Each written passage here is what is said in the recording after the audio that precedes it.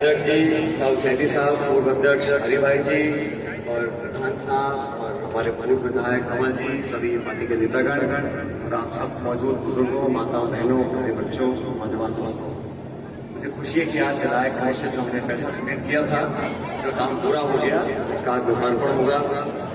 और आप ठीक कह रहे थे, कुछ समय पहले ये चर्चा हुई थी, कार्रवाई हुई थी कि पंचायतों को निकाल के अलग जिले में डालने की बात हो गई थी, लेकिन आप सबने मिलकर मुझसे आग्रह किया था कि मुझे खुशी है कि हम लोग यथास्थिति बनाने में कामयाब रहे और हमारी सभी गांव पंचायत वैसे के वैसे रह गए। ये सब आप लोगों की एकता और आप लोगों की सक्रियता का परिणाम था। और आज भी मैं आप लोगों से मिलने के लिए, सुनने के लिए अभी नसीब से बात करी, ट्रांसफर की, पोस्टिंग की, स्कूल की, सड़क की, एनीकट की, शिक्षा की, ये सारी मांगे हैं, उनसे काफी कुछ हम लोग कर चुके हैं और भी जैसे जैसे पैसा आएगा हम लोग और भी कार्रवाई करेंगे।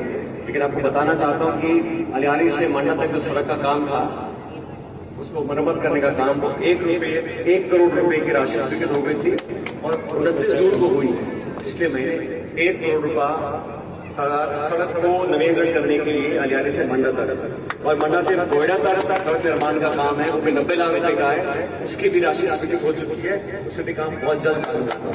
और जो आपने सड़कों का काम बनाया मुझे, उन तीनों को भी हम अगले बजट में डलवाएंगे। सड़क से जितना भी मैं मानता हूँ पिछले 5-7 साल में सड़क निर्माण, पुलिया निर्माण और ग्रामीण क्षेत्र में जो इंफ्रास्ट्रक्चर डेवलपमेंट है वो हम लोगों ने पूरे करने की कोशिश करी है। स्कूलों में जहाँ मुझे कमी बताई है कि बच्चों के स्कूलों में कई कमरों में दिक्कत आ रही है कि पानी छू रहा है, उस सबको मरम्मत हम लोग करवाएंगे, नए कमरों का निर्माण भी करेंगे। मेरा तो आपसे इतना ही आग्रह है कि आप लोगों ने हमेशा साथ दिया और ये पंचायत बिल्कुल बॉर्डर के लास्ट पंचायत है, फिर दूसरा क्षेत्र शुरू हो जाता है, तो आप लोग बिल्कुल सड़क पर पहरी की तरह खड़े रहते हो मजबूती से और सब मोटा मोटा सब में एकता है,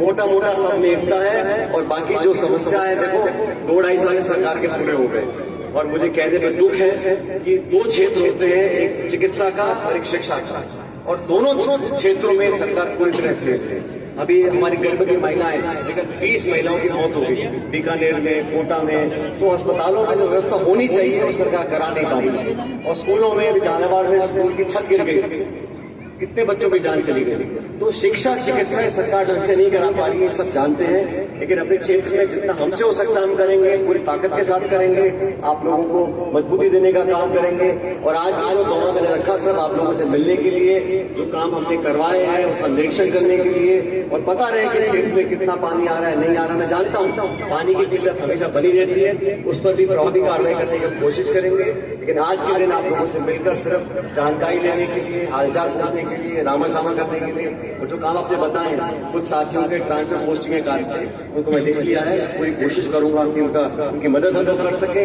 और आज जो कार्यक्रम और आपके सामने है, इसके अलावा जो आप लोग चाहोगे वो भी, चाहे विधायक हो चाहे कोई और कौन हो, हमेशा आपके विकास हम करते रहेंगे। मेरा इतना आग्रह आप लोगों से है, खासकर नौजवानों से, आप जागरूक रहो, सतर्क रहो, अपने पराये का फर्क समझो, अपने हित में कौन काम कर रहा है और राजनीति कौन करता है हर चीज में, इस बात को देखो।